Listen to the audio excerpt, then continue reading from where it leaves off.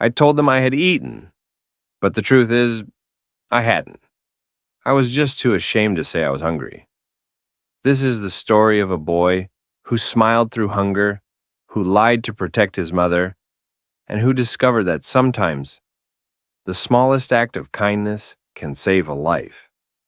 Don't skip this. Stay until the end, because this story might change the way you see others forever.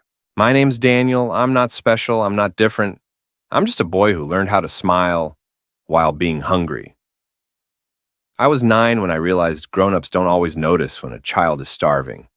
Maybe they're too busy, or maybe I just got too good at hiding it. I lived with my mom in a small room.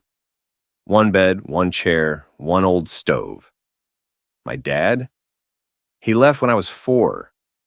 I still remember his shoes walking out the door. Every morning, I woke up before the sun. Not because I was excited, but because hunger doesn't sleep. I'd open the fridge and stare at it, hoping food would appear by magic. But the fridge didn't hum. Because we had no electricity, no milk, no bread. Just cold silence. Sometimes I'd drink tap water to trick my body. I told my stomach, "Be quiet, we're okay." But my body knew the truth. I was just a little boy pretending to be strong. My mom, she worked hard, too hard. 2 jobs, sometimes 3. I saw her hands bleeding from cleaning, her eyes red from crying, but she smiled for me, always. "Go to school, mijo. Learn. One day you'll have a better life," she said, kissing my forehead. So I did. I put on my uniform, even if the collar was torn. I combed my hair with water. I tied my shoes with mismatched laces. And I walked proudly to school. No one knew I hadn't eaten. At school, I was the funny kid. I made people laugh. I answered questions. I helped others with math. I was good at pretending everything was fine, but when the lunch bell rang, my world fell silent. Kids rushed to the cafeteria, open lunchboxes full of sandwiches, cookies, apples, chips. Some had notes from their moms. "Have a great day. Love you." I sat with them. I smiled. And I lied. "Daniel, where's your lunch?" "I already ate at home," I'd reply. Always the same lie, always with a smile. But the truth? At home, we had nothing. Some days, the hunger gave me headaches. My stomach felt like it was eating itself. I'd press my belly during class, trying to stop the pain, but I never told anyone. Because if I did, they'd look at me differently. One day, my friend Laura sat next to me. She had a ham sandwich, some grapes, and a juice box. She watched me carefully. "Do you want some?" she asked. I looked at the food. I smelled it. My hands wanted to reach out, but I shook my head. "No thanks, I'm full." I wasn't. I was starving. But I said no, because I was more afraid of looking poor than of feeling hungry. That night, I cried in silence, not because of my empty stomach, but because I had to pretend I was someone I wasn't. I hated the lie, but I needed it, because pride was all I had. One afternoon, I stayed behind in the classroom. The teacher, Miss Elena, was writing something on the board. She looked tired, but kind. "Daniel," she said, "are you okay?" I nodded. "Yes, ma'am." But my hands were shaking. My legs felt weak. I hadn't eaten in over 24 hours. She walked closer and offered me a small chocolate bar from her desk. My eyes widened. "I brought too many," she smiled. "Would you like one?" I hesitated. My pride screamed no, but my body screamed yes, so I took it. I didn't eat it there. I waited until I was alone behind the school building. Then I opened it slowly, like a treasure. It was sweet, warm, real.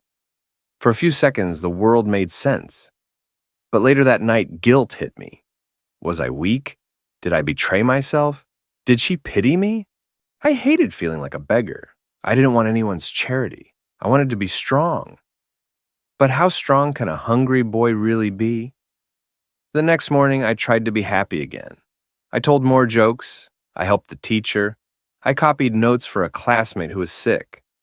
I wanted to feel useful, to feel normal. But hunger doesn't care about kindness. It always comes back. One Friday, we had a special day at school. Lunch share day.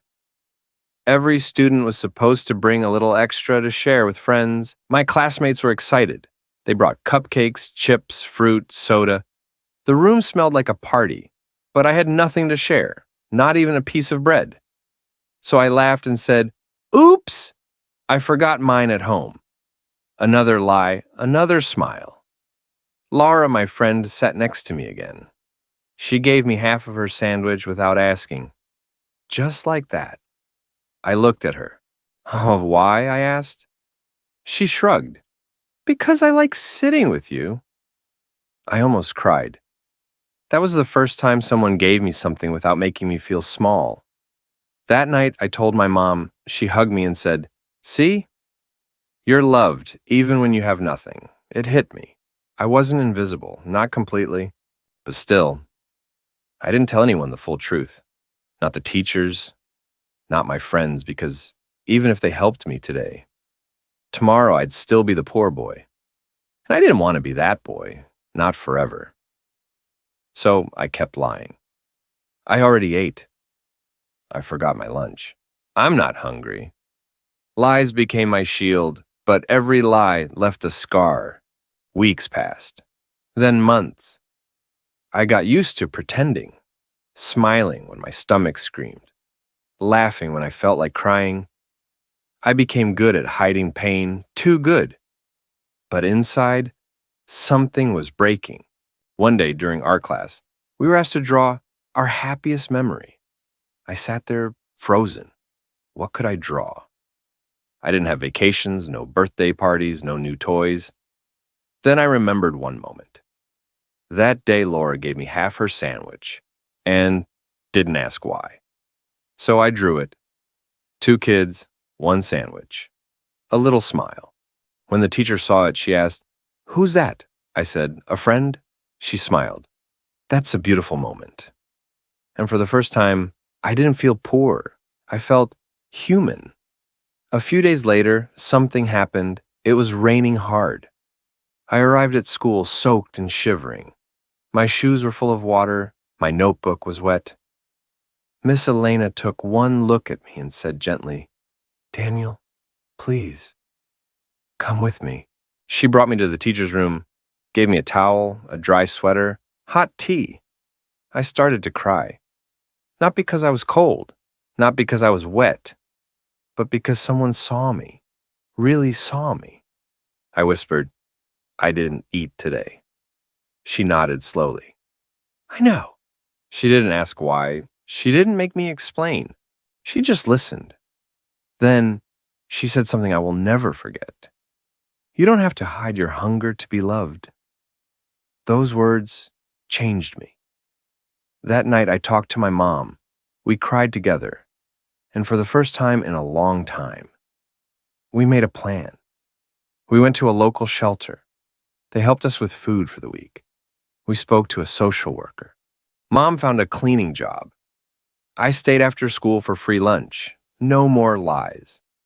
Life didn't become perfect, but it became possible.